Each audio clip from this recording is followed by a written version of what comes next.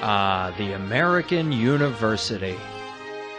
For several centuries, our universities turned out bold thinkers who changed the world. From before the hopeful birth of our nation to the difficult struggle for equality, generations of great leaders sprung up from our nation's campuses. Traditionally, the mission of higher education has been to equip students with the tools necessary to think critically. Educators believed that a better society would result when people had the freedom to debate the great challenges of their time. Colleges embodied the very philosophy upon which our nation was founded, and educators recognized that their academic freedom was made possible by America's freedom. So when our country needed help, universities answered the call. 1,500 colleges throughout the nation are being converted to the war effort. In consultation with faculty and advisory officers, students are guided to the specialized training they need for war work. Servicemen with books, now a common sight on the campus.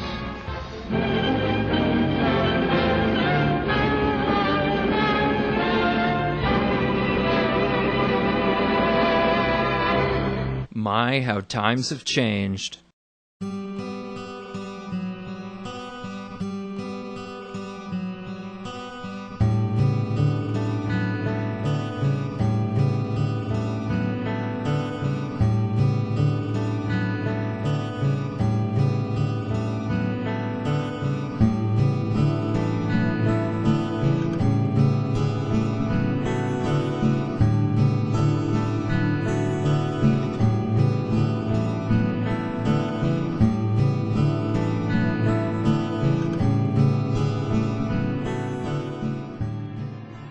In the wake of September 11th, a number of college campuses outlawed the display of American flags.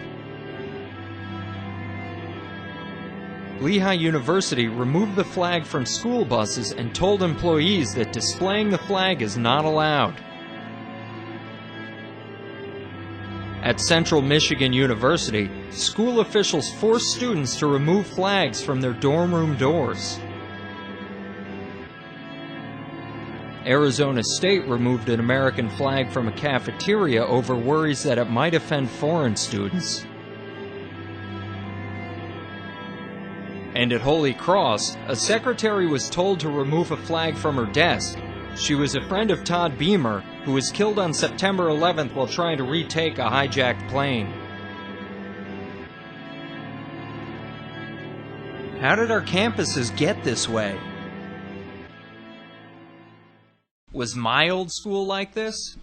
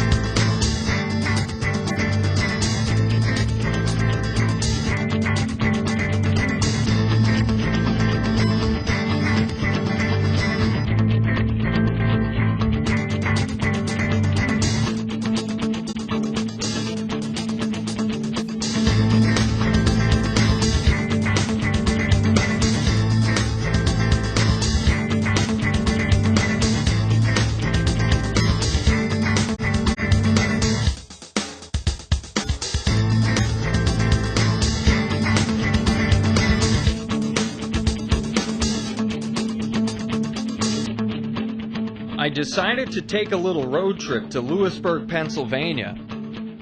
If you're a hardcore fan of The Sopranos, you may remember Lewisburg for two things. Jackie Aprile spent some time there in the Lewisburg Penitentiary, and Meadow paid a visit to the town to take a tour of my alma mater, Bucknell University. I loved my 4 years at Bucknell, but I've been hearing some disturbing things lately, and I wanted to go see for myself. America is a racist, sexist, homophobic, bigoted country.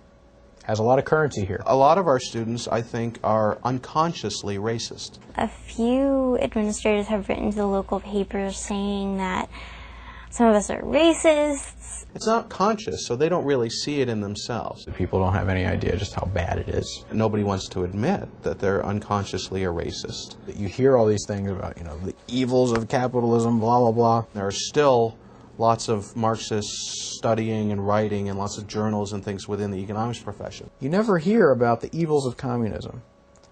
You never hear about the piles of bodies. Yeah, imagine your typical very wealthy Bucknell student taking a course which is a critique of capitalism and often saying things like, your parents are doing awful things to people around the globe, either indirectly or directly. Capitalism oppresses the individual. Marxism would empower the individual. We go through the basic ideas of Marx and then updates of Marx and some of the feminist and black feminist political economy and black political economy, which kind of starts with Marxism and then goes off in different directions from there. I'm an econ major. I've never been assigned Hayek. I've never been assigned Mises. I've never been assigned Friedman. Black political economists and feminist political economists have improved, I think, on basic standard Marxist ideas, and that they expose the fact that Marxist ideas haven't always dealt with race very effectively, for example, or with gender. I know one person here, ever, that I've met who has read Friedrich Hayek. One person. Some of the most cutting-edge work in economics today is being done in feminist economics and in black political economy. So the students should be exposed, you would think, to the cutting-edge work in the discipline. If you're required to study this stuff about Marxism and you're required to study Marx in this much detail, that is a value judgment. We feel like they need to be exposed to this. This is really good stuff. This is stuff that they will benefit from learning, but it's going to conflict with their preconceived notions. I feel like we only get one point of view. If you were to look through the course book, you'd see across departments there's tons of courses on gender issues, sex issues. You can't just take general history or sociology. In too many cases, you end up with people who turn a class that is not political and make it political. I believe it was an engineering class of some sort, and it turned into a screed about how George Bush invaded Afghanistan to build an oil pipeline across the country.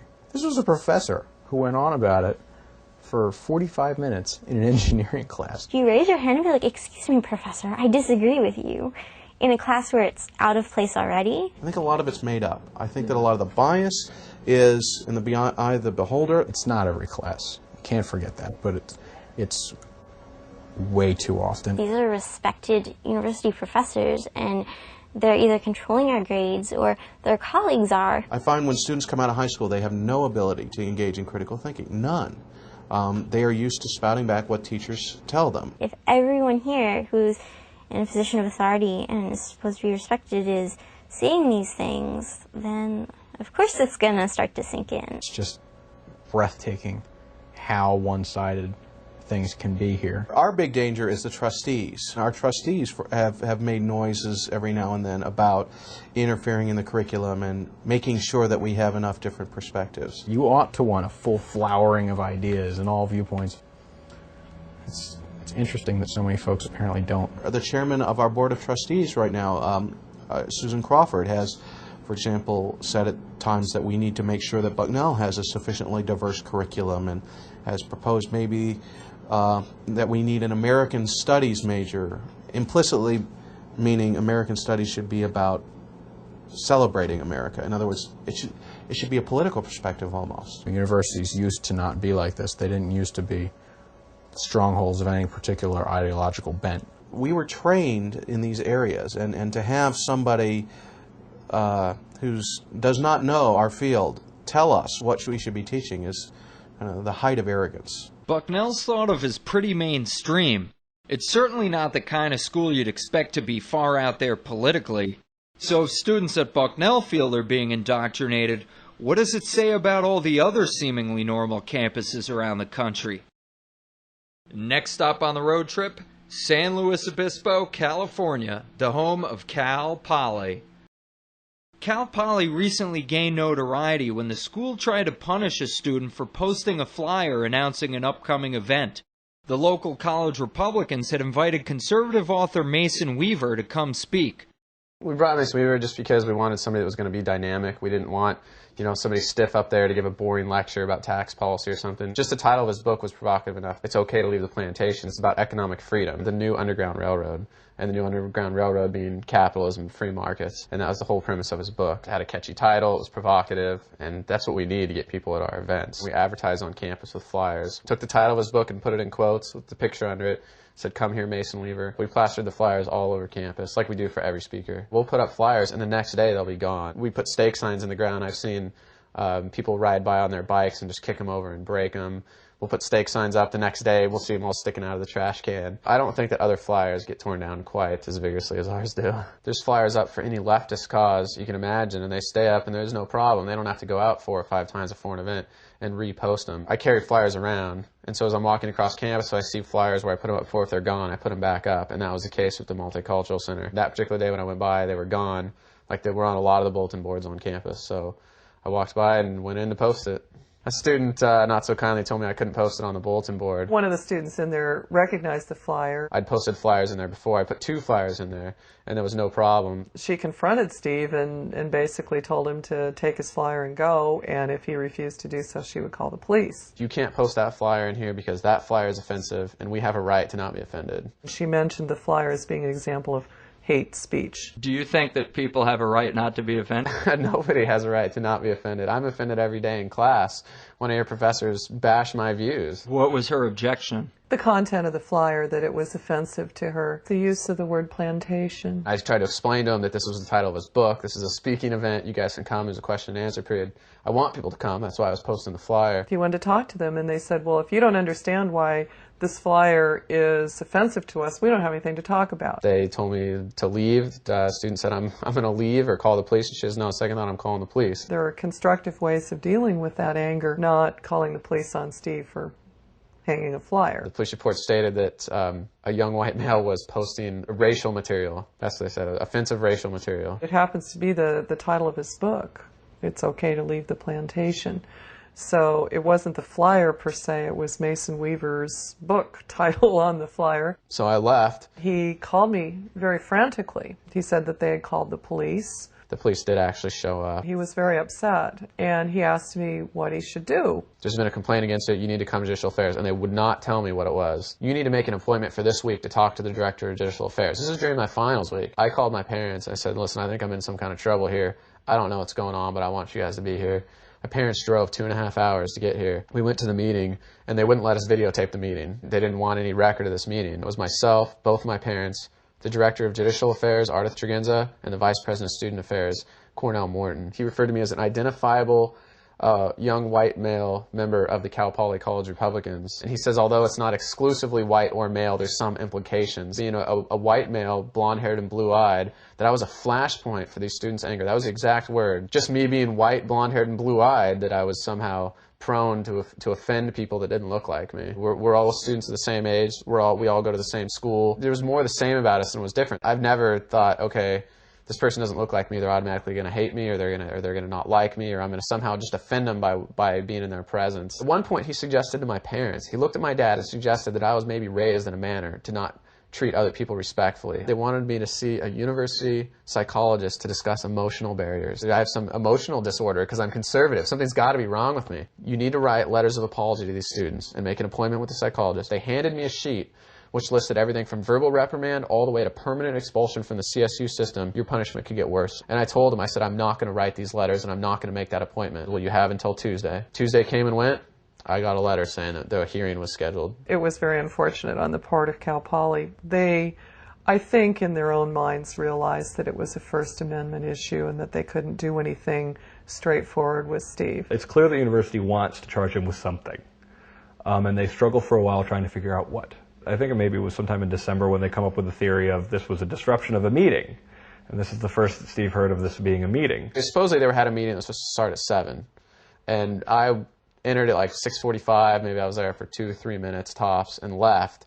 And they said that they were so, I guess, just distraught, they couldn't have their meeting at 7. When they did finally get their meeting started, when the police showed up, that was a disruption. And so since I was the reason for calling the police, that disrupted their meeting. They called the police, And when Right. the police showed up, they complained that the police showing up was a disruption. In the hearing, I sat right there while they said that when the police came, that further disrupted their meeting. Nobody could come in and say he was rude. Nobody said he threw some kind of shouting tantrum. They said he was professional. It wasn't about my conduct. I was very civil. I asked them if they wanted to sit down and talk about it. I said, please. I said, thank you. I wasn't violent or rude in any way. So nobody could point their finger at Steve and say he misbehaved. The police report did not contain any of the claims that they made subsequent to... No, it was all about the flyer. Everything was about the flyer. It was nothing about a meeting. It was nothing about disruption. It was just, this is racial material that he's posting on campus. I think we knew going in, and I had advised Steve going in, do not expect this to have a happy ending. I was in there with myself and Dr. Freeberg. My role there was to advise Steve as I could because they refused to let him have an attorney present. The person who was presiding over the case was an attorney. He wasn't allowed to have an attorney of his own. An attorney is asking me questions, trying to interrogate me. The Director of Judicial Affairs is there. She does this. This is her living. This is what she does, is interrogate students. Given the stakes to his academic career and his reputation, he should have had an attorney present. This was not fair. This was not set up with intention to be fair. I was walking in there blind. I had a yellow legal pad and a pen. Well, we had quite a bit of testimony. We had a 7-hour hearing. There were many amazing moments, not the least of which was when Steve Hinkle asked Ardith Fregenza what disruption actually meant. I asked her, I said, well, what's your definition of disruption? I'm being charged with a disruption of a campus event. She says, I don't see how that applies to this case. And she just laughed it off and says, gosh, I feel like I'm on Jeopardy. That's what comes to mind at 4 o'clock with no caffeine. And she says, I don't know, I'm not a dictionary. You don't need to be a lawyer to understand that if you can't even define what somebody is charged with, you have a little bit of a problem. And they found me guilty, obviously. Well, they found him guilty of disruption, which was ridiculous enough. We feel like the whole process was a large part of the punishment. Like a 7-hour hearing for trying to post a flyer is not acceptable. They dropped the charge of seeing the psychologist. But of course, it was still in his transcript. He was found guilty of something absolutely absurd. I knew he was right. And we had a lot of conversations about what was in his best interests. They wanted him to write an apology. I told him his back was against the wall, that if he had to write a public letter of apology, that would haunt him with the internet for a lot of years. How would this have looked? Would it have looked that some students acted irrationally on campus and called the police, and the university was trying to get at the college Republicans, and I was abused by leftist administrators? Certainly not. It would have came back as, here's Steve Hinkle, who has a problem with black people, and he had to have the police called on him because he was putting up racist material. I didn't want that on my record. I'm not going to start out my career as a young adult having that skeleton in my closet. He was prepared to let Cal Poly, kick him out. I didn't know what was going to happen to me. There was completely the possibility that I was going to get kicked out of school for this, or I was going to even get suspended. After they found him guilty, he contacted us. I frankly thought that it was going to be another case that we resolve in like 10 minutes. We've caught them red-handed. They've got to back down. This is absurd. Fire warned them that it was going to come out in the media unless they solved this, and the university didn't heed their warning. Fire got involved, and it hit the news. It was on Fox News, it was on CNN, LA Times. Cal Poly was savaged in the press. After a lot of media attention, the university sent me a letter. They're not going to pursue the charges anymore. We succeeded in getting them to give up on trying to get the apology. But they didn't say they were dropping the case. So I still had this guilty charge on my record. The university not just taking the additional step of saying, and we're going to expunge this from his records. That would have ended the case. Fire basically says you need to expunge the student's record. You need to make this right. They refused to do it. Amazingly, they didn't decide to do that, and that's when we had to move on to litigation. Fire brought me into contact with Center for Individual Rights. And we contacted our illustrious legal network member, Carol Sobel, who's a longtime ACLU attorney. An attorney out here in California that filed the case in federal court. This was not a case Cal Poly was going to win. They didn't listen to us for almost a year. They listened to the judge and said, okay, we're going to settle. We told them almost a year before, you don't stand a chance in this case. This is not a close call. My record had to be expunged. My legal fees had to be paid. They lost on every single possible grounds. I mean, I went from them having complete power of, potentially being able to kick me out of school to now them having to pay me $40,000. $40,000 out of the taxpayer's pocket. Cal Poly was just an amazing case. They dummied up charges. They held a ridiculous hearing. People were moving forward on Steve just out of sheer emotion. It was something that they had worked very hard to try to figure out something they could get him on. It had nothing to do with his disrupting a meeting that wasn't starting for another half hour. The administration wanted to send a message to all the students that this could be you. Imagine that message. I'm just out posting flyers for one of our event, and I could get kicked out of school. Why should I put my entire future and my entire academic career in jeopardy just because I'm hanging a flyer for the college Republicans? If I was a freshman and I saw that, I'm thinking, I'm not going to get involved in this group. I'm not going to go post flyers. My parents would kill me. If any time you posted a flyer, you had to consider the risk of having a 7-hour hearing, nobody would post flyers. They had tried on a number of different occasions to essentially shut down the college Republicans. Right, exactly. And they'd done it as a group, and they'd always been unsuccessful, and I think now they saw this as an opportunity to get at one of the members. I personally think that part of the motivation for going after Steve is, well, if we can't get the club as an institution, we can discourage people from participating in it. This is a perfect example of how hypocritical it is to want diversity but not diversity of ideas. Were they opposed to Steve's being a white conservative, or were they opposed to Mason Weaver being a black conservative? All of the above. This happens on every college campus. This happens to a lot of students. There is something very worrisome about a university that would teach students that in a situation where someone's posting a flyer they disagree with, to call the cops. Yeah, they like calling the cops out there at Cal Poly. Let's just say I found out the hard way.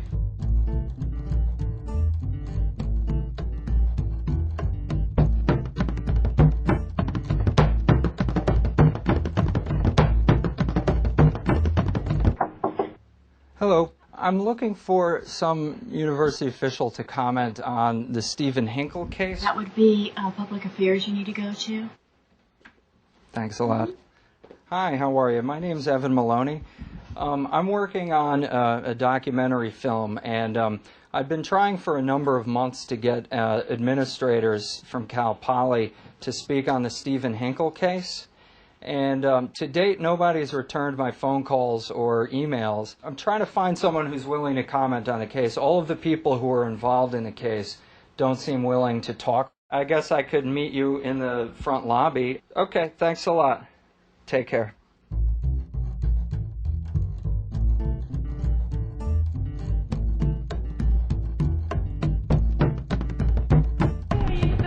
Yes, hi, Evan Maloney. Can I talk to you? Yes, Hi. Very nice to meet you. I'm Teresa Hendricks. Hi, I'm from Teresa. Public Affairs.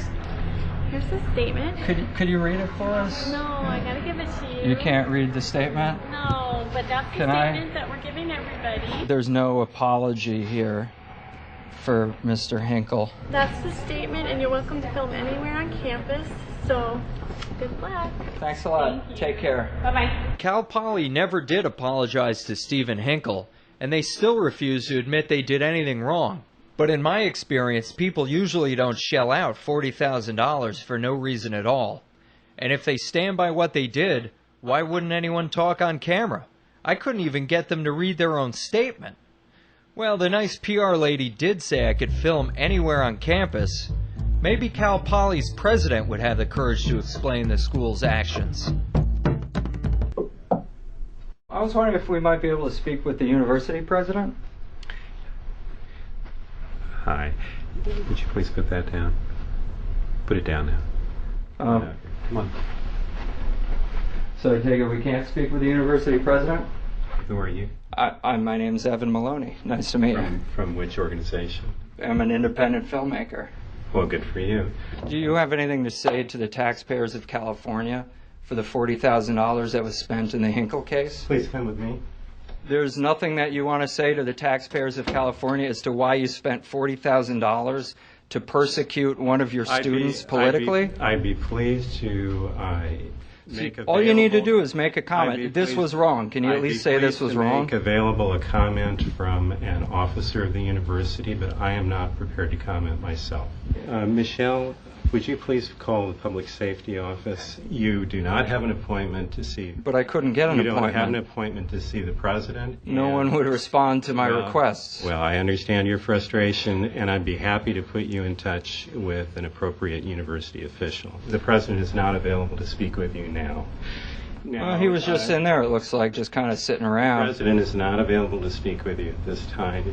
Certainly welcome to go and speak to our Director of Public Affairs, Leah Colt. I'll be glad to respond to your questions. Okay, so I have your word that they'll speak with me today? Absolutely. All right, thank you very much. I I'm appreciate sorry, it. this has not been a civil visit, and I appreciate I think it's your been interest, civil. and you're welcome to go. Why do you think it hasn't been civil? Because you came up here and demanded an audience with the president of the university. I was wondering if we might be able to speak with the university president. If no one will return my emails, if no one will respond to my phone calls, what other recourse do I have than to show up? I've directed you to the public affairs office. Well, you say this isn't civil. I think this is remarkably civil. I'm not... Well, then I'll shake your hand. If you believe it's civil, then let's part the company on civil terms. And you're welcome to go to the public affairs office. Thank you very much. I appreciate it. All right. That guy was pretty funny. He was like a character in a movie. Hi. I guess now he is a character in a movie. Well, good for you. Of course, I forgot he told his assistant to call the police. Please call the public safety office. And they soon surprised our cameraman from behind. We never did make it down to the public affairs office. You need to leave or you're going to go to jail. Okay? All right. So you need to grab your stuff. Let's go. Get in your cars. You need to roll. I can't comment on anything.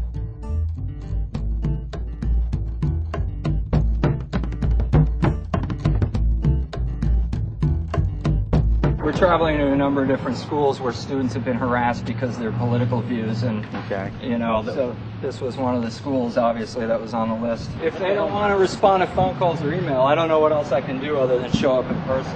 I'm non-biased in this case, brother, but we got to do what we got to do. Here's what's going to happen. You guys need to go off campus and stay off campus, because if you come back, you know, you're going to subject yourself to being arrested. Okay, gentlemen.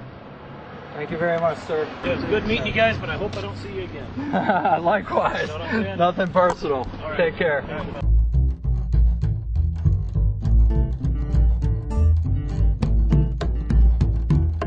Well, the good thing about getting kicked off campus is I got the rest of the day off. And I guess Steve was celebrating too. It was that very morning when his victory over Cal Poly was announced. But for Greg Lukianoff at Fire, it's all in a day's work. Students are being told that they have fewer rights than they do, and that when they engage in clearly protected speech, very standard tame speech, they're being punished. And that is not acceptable in a free society. We've been involved in literally hundreds of cases. We've helped thousands upon thousands of students. We've made a lot of converts in our short existence. There are certainly people who at one point said, no, there's no free speech problem on campus, who have either stopped saying that or have completely come over to the other side. Many of Fire's cases involve speech codes, obscure rules used by university administrators to punish students who express unpopular opinions. A speech code is a rule or regulation at a university that violates a substantial amount of protected speech, or what would be protected speech, in the larger society. Speech codes are a complete scandal. Fire recently studied nearly 200 schools and found that 89% of them have speech codes. Brown University outlaws statements that make people feel impotent, angry, or disenfranchised. Colby College prohibits anything that could lead to a loss of self-esteem. The University of Connecticut banned inappropriate laughter. And West Virginia University warns incoming freshmen not to use terms like boyfriend and girlfriend. The school says those are too gender-specific. Terms like lover and partner are encouraged. We've seen an awful lot of them where Christian students have been ruthlessly mocked, where conservative students obviously have been too, and nobody's crying hate speech in those situations. I'm politically liberal. That, like, a lot of the people who work with Fire are. We get criticism from people who don't know Fire very well, saying, "Oh, you know, you obviously have a conservative bias. So many of your cases are conservative." A pro-affirmative action rally at Berkeley it is not going to be shut down. The kind of speech that gets censored or punished on campus, the kind of speech that Fire defends in the larger society, no even liberal Democrat would think that could be punished. And it's really unfortunate and really kind of bizarre that there are people out there who call themselves liberals, who believe in crushing speech that they don't like. But it happens all the time on American campuses. It happened recently at Bucknell. Anything which is intimidating, which is going to poison the campus environment, can't be allowed. You can't annoy someone. It's essentially up to them. It can be enforced selectively, and it is enforced selectively, I would say, on a partisan basis. You want to encourage free speech, but if one person's free speech intimidates somebody else and keeps them from speaking, then it's a different issue. Campuses have gone further to try and foster a better climate. How is harassment defined here at Bucknell? If you're offended by it, that's implicitly considered harassment. You never know what's going to be offensive. 100 years ago, it was offensive to say blacks were the same as whites. Does that mean we shouldn't have been able to say it? Of course not. I mean, we're all sort of paranoid to a certain degree about what we say in certain forums. People hesitate, and you wonder about what you've said. You wonder if there's going to be repercussions. The student makes their case to a particular person who's in charge of the judicial hearings. You go in front of a few students and a few professors. I'm actually on this board, so I've seen a lot of them. You have witnesses called for both sides, and there's a formal hearing. You're not allowed to have a lawyer. Sometimes it's very difficult to have your due process rights there, so it's really scary. You're usually sentenced, you're usually required to undergo some sort of sensitivity training. I was actually brought up on charges by the dean of students also, so I've seen both sides of it. You can't speak out one way or the other, either in favor or against the speech code. The university has essentially instituted a gag rule. We had a huge problem with the counterweight, our paper. We published an issue about the speech code. There was, a big to-do over the counterweight, and so our dean of students held a meeting. He invited sort of the preeminent liberal groups, or at least that are easily identifiable as liberal. There was a secret meeting at which I was threatened. Denise was threatened. We had the deans yelling at us, the different university administrators just yelling at us in a group of angry students. What kind of threats did you hear from the other students at this meeting? Stuff along the lines of, I really want to punch you right now. Some of them have just been really mean to me because of my beliefs, and I can handle them being mean to me, but to have a university employee just attacking me on a personal level. And the administrator who threatened you, is this person still with the university? Yeah. I mean, I'm not a lawyer, so maybe it's not really a threat. What she said to me was, I was lucky that the other students there were such good kids, or else I could have gotten hurt. I think that's wildly inappropriate of an administrator to do that. After about 45 minutes, this guy Ferraro turned to me. I was the editor of the counterweight at that time, and he said, knowing how upset people are, would you run these articles again, these articles saying that the speech code is bad? And I said, yeah, I would. Dean Ferraro was incensed. He told us to leave. We kind of did one of those, like, how can you do this? And it's not like we were freezing, we were just flabbergasted. He threatened to call the cops. Clearly revealed that he wasn't impartial. Right after that, I had to go through this trial, so I find it a little hard to believe that there's not some relationship there. It went on for months. I was resoundingly acquitted. Fire wrote a letter to support me. All kinds of students testified that it was nonsense. There have been a few incidents where kind of bad things have happened, and they've ignored it. Somebody chalked outside the student union, die BUCC, die Bucknell Conservatives Club. Of course, nothing happened. One of our members, Allison Kasich, she was the secretary at the time. She had some kind of conservative sign on her door. A person wrote Nazi party on it, maybe a swastika too. Nothing ever came of it. There have been a lot of swastikas drawn around about us. If they were to decide a conservative was harassed, I think a lot of people on campus would be shocked by that. A student drove back from the mall, which is 20 minutes south of here, a student of Asian descent, and felt like he or she was being tailed. And the next day, there was an all-campus email saying, oh no, watch out for this. I hope the student wasn't being tailed, and I hope especially that the student wasn't being tailed because of their race, but there was no evidence, but it didn't need evidence. There wasn't any all-campus email saying, watch out for people drawing swastikas on your door. Whatever they're going to do, they ought to do it equitably. If they're going to panic every time somebody feels offended or threatened or whatever, why is it that it has to be done on such a partisan, selective basis? Well, I can't answer that question, Charles. But on another road trip, I discovered that Bucknell isn't the only place that selectively enforces speech codes. At the University of Tennessee in Knoxville, You'd better be careful when choosing your Halloween costume.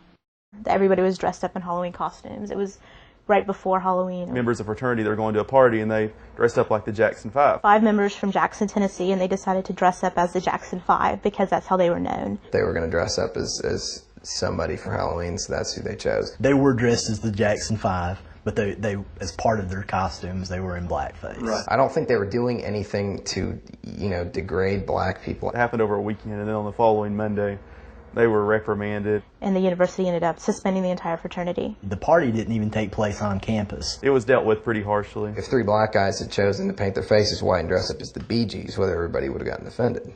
I doubt it. The man does have a point. White chicks. You know them girls ain't gonna be here? Oh, they'll be there. They'll have to do the unthinkable.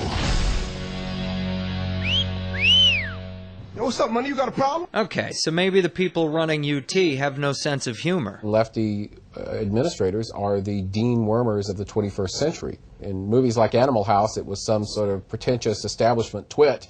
And now it's a different sort of pretentious establishment twit. The Dean Wormers over at UT were running a pretty tight ship. After coordinating with the fraternity's national organization, the chapter was kicked off campus. Punishing an entire fraternity because a few of its members made a poor choice in Halloween costumes? That's a harsh penalty. So you can imagine what happened when this student was the target of emails calling him a raghead terrorist and suggested that he be shot in the face. Nothing has been done about that. Nothing has been done. Absolutely nothing. At the University of Tennessee, wearing the wrong Halloween costume can result in a punishment, but a student who sends an email talking about shooting people in the face gets off scot-free? Why is that?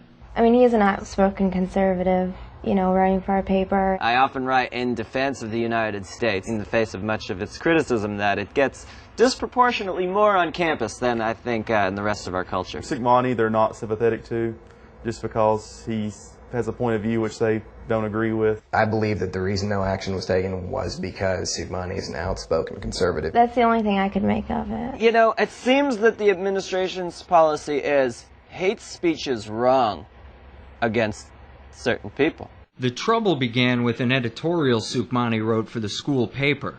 In it, he was critical of the Issues Committee, the arm of the university responsible for bringing speakers to campus. They are almost always far left ideologues. Parents were probably unaware that they're paying for people to come to the school and tell their kids that the United States is the equivalent of the Nazi Party, literally. They get an absolutely insane amount of money to bring people here.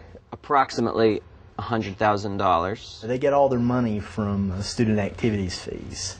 So they're 100% funded by students. The campus as a whole has no say in who gets on the Issues Committee. Not at all. Existing members vote on who to let in.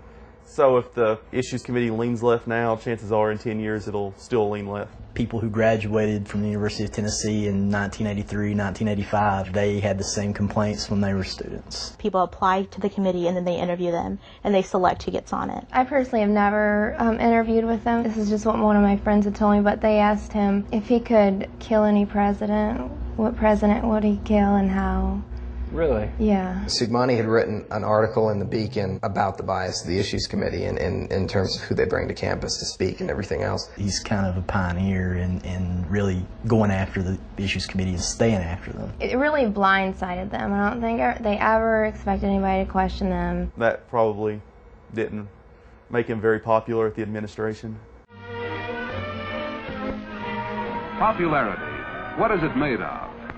How does a person get to be popular with lots of people and have a few close friends, too?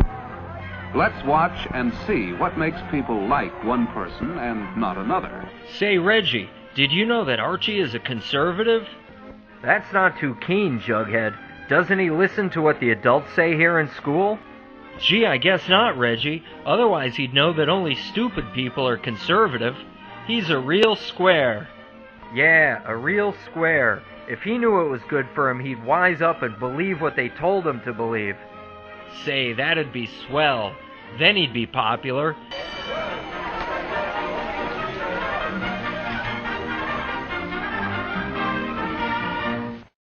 A friend of Soukmani's, who was a conservative, was the token conservative on the Issues Committee for a while, couldn't get anything done, couldn't get a word in edgewise, and got frustrated and resigned. But they left him on the email list. Unfortunately for them, they left me on the email list. I was receiving all of the emails that started circulating immediately after Soukmani's article ran. A lot of profanity and just attacking Soukmani and his religion. The discourse between the members deteriorated pretty quickly. This kid, I guess, made a comment over email. He wrote a comment to the rest of the group. He said, the next time you see one of these ragheads, shoot him right in the fucking face. It really seemed to me that they were wanting to go after Soukmani. I can only imagine what Soukmani goes through. He wears a turban every day. He has a long beard. People would expect him to hold certain views, which he doesn't. Sure, he gets confused with being a Muslim all the time. People don't know as much about Sikhs as they do about Muslims. His background would have been perfectly acceptable had he followed their politics, and they would have embraced it instead and applauded him for being a minority on this campus. But because he dared to be a conservative and speak his mind, they attacked him for it. I thought I would err on the side of caution. I wouldn't want Soukmani to be confronted or maybe physically assaulted and me not have said anything. So he emails me stuff that would put the Spanish Inquisition to shame, I think was a quote from there. Most people seem to be the most interested in was one saying that we should shoot all those ragheads in the face. I counseled him to take this seriously, and I counseled him to bring this to the attention, as per the student handbook of the Dean of Students. I think, given the context and the wording, it could, and probably absolutely post-Columbine, be taken as a threat against his person. The thing was, a faculty advisor knew these emails were going out, and she hadn't stopped it or done anything like that. The woman who's supposed to be the oversight for the Issues Committee came out and made a statement. Oh, he was upset, and you know, we've all said stupid things before. The notion of shooting someone in the face, even used in this day and age as a metaphor or as a joke, well, if that email had been sent in a high school in this country, they would not have said, oh, someone's joking or got carried away, or they couldn't afford to. So here at the University of Tennessee, you have free rein to issue death threats against a conservative. That's how it looks. Great things are happening at the University of Tennessee. At first, UT just ignored the threats against Soukmani. But when students collected signatures to protest the handling of the case, the administration played hardball. We saw that nothing was happening, and that prognosis was nothing was going to happen. We decided to do a petition and just tell people what was going on. People were just shocked, and a lot of people stopped and signed our petition. One of the members of the administration called the UT Police Department and told the officer to go down and collect the names of all the students who were at the table and to make them leave. The cops on bikes and the nice tight shorts rolled up. He said that an administrator had called, and we said we had to shut down. And he's like, the dean just called me and told me to shut you down. There were some considerable efforts to intimidate students. A professor at the University of Tennessee, who I consider a mentor and a friend, had called me into his office. Word had come down from higher up that he needed to speak with me and asked me to back off, that I was risking my standing within the political science department and within the university at large. The faculty advisor of the committee wrote a comment in the paper saying, we're sorry that these things came out, that they were public. Not we're sorry that they happened. That's right. The author of the most notorious of the emails was called in and basically given a little questioning by the dean of students. She felt that he had not violated any part of the university's code of conduct. Really? Yes. Of course, this raises the whole question that political correctness and intolerance on the left against right. Yes, this occurs to me, but to me it was the language used and the implication of violence. The administration ultimately had no punishment whatsoever, is that correct? None. Nothing like a fraternity being suspended. What the five guys did was stupid, but it wasn't threatening anybody. There wasn't an email which said, shoot him in the fucking face. Kind of makes you think there might be a double standard there. I'm not for speech codes. I'm not for political correctness. But yes, it does show a double standard in that it violates their codes. Has this whole experience changed your view of the university at all? Well, you might say it's confirmed it. I think that just reaffirms everything that we had ever thought. This may have just increased the extent to which I've seen the university as a dogmatic leftist institution.